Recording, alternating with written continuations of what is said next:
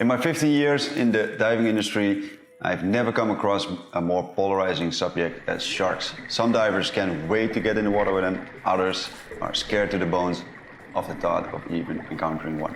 In this video, we're gonna help you understand how a shark behaves and what you can do when you encounter one. Welcome to 50 Feet Below, where we give you some straight up scuba advice. My name is Arjan. I've been in the water several times with sharks. I was scared in the beginning as well, but some great tips were given to me and I really enjoyed those dives, and I would wish you could do the same. One of the biggest tips I got was sharks think you're a weirdo. As a matter of fact, most underwater creatures will think you're a weirdo. What is this slow moving blob which makes a lot of sound and is blowing bubbles doing in my ocean? I can assure you, you're one of the strangest things a shark will ever see in his life. Because of this, a shark may get curious because they are curious animals, but mostly they are scared of you. This means that when they get a sense of danger, they will make a beeline straight out of your way. This can be something small like clapping your hands or yelling through excitement that you see a shark through your regulator. I can assure you most sharks will be gone by then. Because of this, most smaller sharks will keep their distance from you and go about their business. There's no real threat, so just enjoy them, look at them, and try not to scare them away. Bigger sharks don't see you as much of a threat as the smaller ones and tend to be a bit more curious. This means they are getting closer, and this is a great opportunity to get up close and personal with one of the most impressive predators roaming this earth. As long as you're not feeding the sharks and follow a simple set of rules, you'll be okay. First rule is very simple: keep your hands to yourself. If you are underwater and the sun lit your hand, it might look, or it does look, a bit like a wounded fish. Try it next time you're underwater. So very easy, put your hands under your armpits. Tip number 2 is stay upright underwater. Remember being a weirdo to the sharks.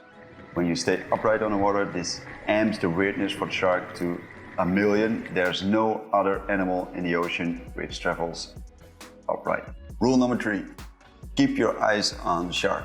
Bigger sharks tend to attack from below and from your back. If you keep your eyes on the shark, you cut that off right away. Rule number 4, stay with your diving group. Being singled out from your diving group can make you a target. When you stay with your diving group, you will be seen as a whole, which is more intimidating for the shark. There is a tiny small chance that a shark is getting too curious and wants to get to know you a little bit more than only with his eyes. Since the shark doesn't have any hands, it will likely do this with his nose or its teeth. These rare attacks are always preceded by a clear pattern, which is easy to spot and easy to stop. What a shark will do when it's getting too curious is it will circle around, make a line straight towards you and divert. The next thing it will do, it will make a smaller circle, get straight for you and divert a little bit later. Next circle will be smaller, divert a little bit later, and so on and so on. The next thing is it will not divert and will bump you.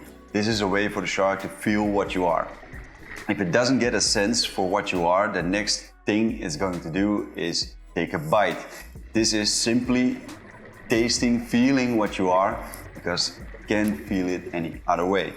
It will sense right away that you're not prey and will not eat you whole, but sadly they have a big mouth with a lot of teeth and it will hurt like hell and might be fatal. What you want to do when you spot the cycle is stop it early on. This means when the shark is within 2 meters of your personal space, you want to stop it. Panicking and swimming away isn't the wisest of options because this will make you look like prey.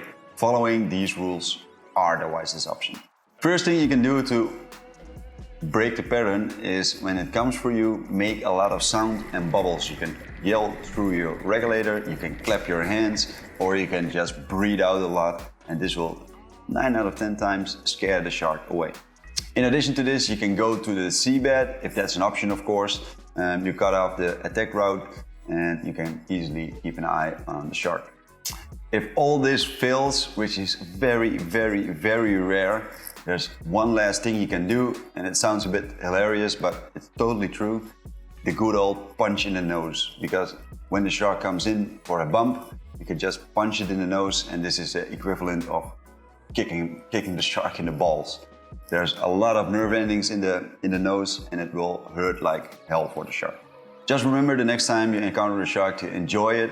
It is very, very, very rare that a scuba diver gets attacked. And with these rules, you are a little bit safer. Remember, most attacks are on snorkelers, surfers and swimmers, which looks like seals and turtles.